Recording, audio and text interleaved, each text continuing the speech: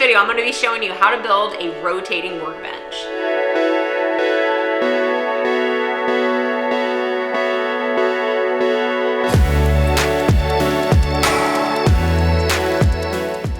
Big thank you to Simply Safe for sponsoring this video. This project came about because I have a Glowforge laser, which I love and use all the time. However, when it came time to find it a home, I found myself always moving it around. After repeating this a time or two, I thought, how great would it be if you could have a workbench surface that houses a machine like a laser, but then whenever you're not using it, you can move it away and another workbench surface would show up in its place. It seemed doable, but I am no engineer. So I reached out to a friend of mine named Andy Klein, who is an engineer, and asked if he could design and prototype this idea. He was intrigued by the Ferris wheel concept and got to work. If you want to check out Andy's videos on this build, I'll link to them down below. Let's go ahead and start building this thing. I did make a few modifications, but overall the concept is the same. The entire workbench is built from readily available lumber that can be found at any big box store. Any part that needed beefing up is two 2x boards glued together. And that's where I started. I glued all of my boards together that needed gluing. That way I could set them aside and start working on other parts while they were setting up. The way I'm going to build this workbench is in two halves, because every part that makes up the base is mirrored and has an identical part opposite of it. So basically make two parts for every part needed. By the way, I do have a set of plans and templates for this build. I used the template to set on top of the pieces that have some sort of curve to them so that I could trace it while also making center holes needed. The templates also have indicators on them for needed half laps. Since the templates are MDF, you could use a router to trim the part, but instead I personally just cut it at the bandsaw and got the shape as close to the trace as I could. The tolerances on this workbench are pretty tight.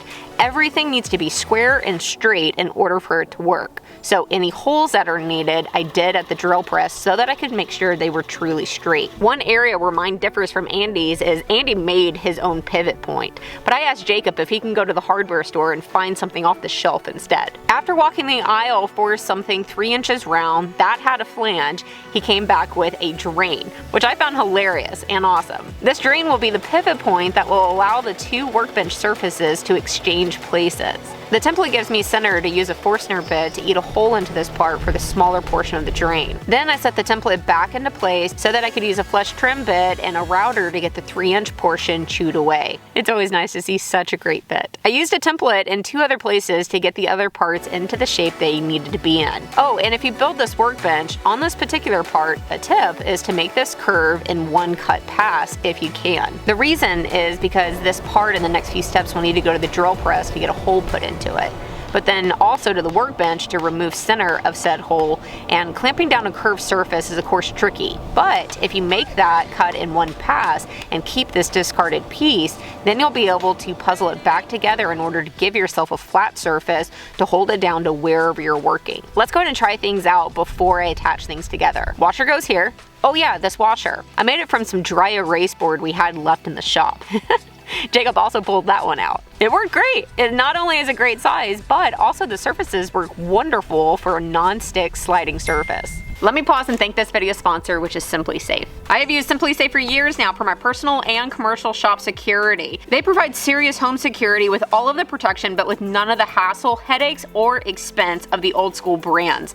They make ordering and setup easy by enabling you to design a system that best fits your space and ships directly to your doorstep. Their new wireless outdoor security camera has a built-in spotlight with color night vision and 2-way audio, allowing you to speak directly to somebody on your property. Simply Safe is trusted by over 3 million Americans, and it's no wonder, as I found all of the devices to be very reliable, set up as a breeze, and they're easy to use. The 24/7 monitoring service calls the authorities immediately in emergency, making me feel extra safe.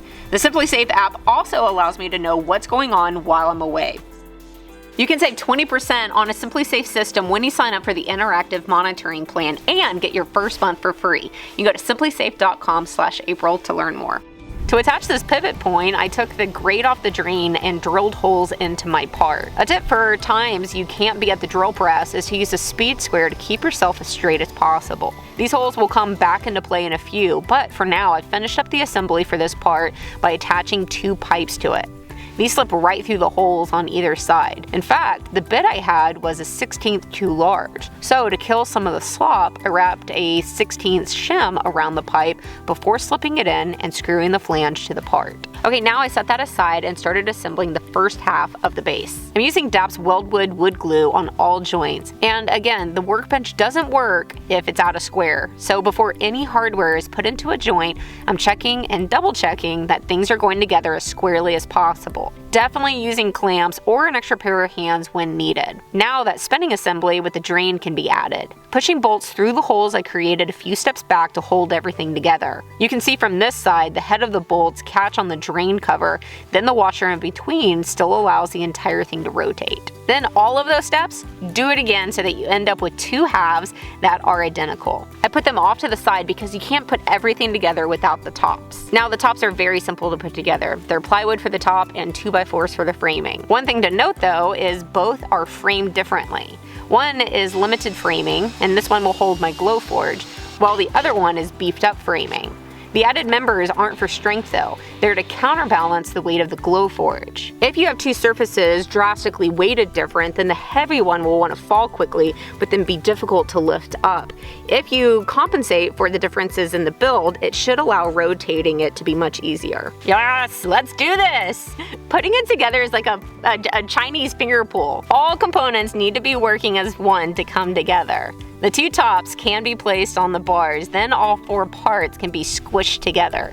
Jake and I went ahead and tried it at this point, but there were still a few missing components and the workbench hadn't been squared, so it wasn't that happy. But it was still really cool. This top one, this has a lot more weight on it. It's the one with 10 2x4s on it, because the idea is that the Glowforge is gonna go down there, and whenever the weight is balanced, it'll be easier to flip. Let's go ahead and try this out. Ooh. Oh my gosh! Oh my gosh! That's cool! The last few components that needed to be added are blocks to keep the pipes rigid and straight. The base's framing needed to be glued and screwed together. So when attaching this bottom board, it's really important to make sure it's as square as possible, so use a larger framing square whenever putting together the base of this. A locking method needed to be attached, and this way when the bench is rotated to a new work surface, it can be locked. Oh, and then also a flap to support the unsupported corner of each workbench. This is a simple flap with some blocks attached to it that when the workbench is done being rotated, this flap can be pushed into place and the blocks will give the surface support. Yeah, buddy! Without this, it would be free floating like this corner here. Now for the super test. Let's move it to my garage shop, put the Glowforge on it, and see how it rotates. Ooh, I did not get the weight right. It's a little bit hard, Yeah, no, don't fall, scary. Makes my heart race, but again, it works. So I could come through and put on a lip. I might have to play with the weight balance again, but then I would be able to close this flap, it be supported, lock it into place, and then start using the Glowforge that I need. And then, when I want the bare workbench again, and I'm done using the Glowforge, move the flap out of the way, and then rotate it again.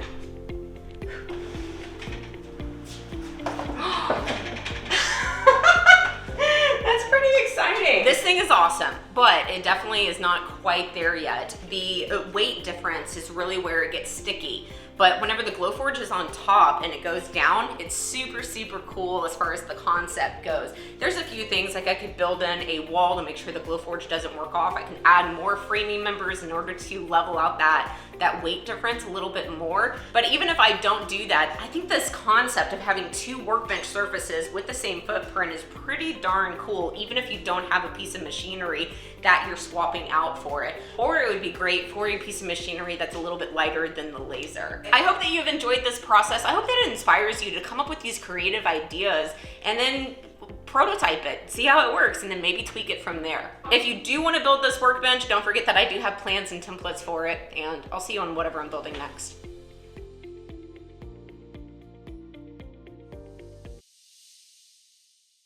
Huge high five to Andy Klein for knocking this one out of the park. It was a blast coming up with this idea and then actually seeing it come to fruition. If you want to check out Andy Klein's things, this is a great example on the sort of work that he puts out. This is a bench vise that he has brought to market, and I'll leave you a link to his website for you to check it out. The exposed gears on it is just such a cool touch, but more than aesthetics, this thing is packed with really great functioning features. There's 3 different gears, if you will, on it, to where if you pull it all the way out, the bench vise will move at a slow speed but with high force. There's a neutral gear so that you could always make sure that the handle is turned to the vertical position even whenever it's set to the depth that you want. Or you can push it all the way in and it'll go at a high feed rate. Unlike traditional vise that have 2 posts and a screw in the center, this transfers the rotation out to the 2 posts so that you have even pressure whenever it's going in and out and it will never rack.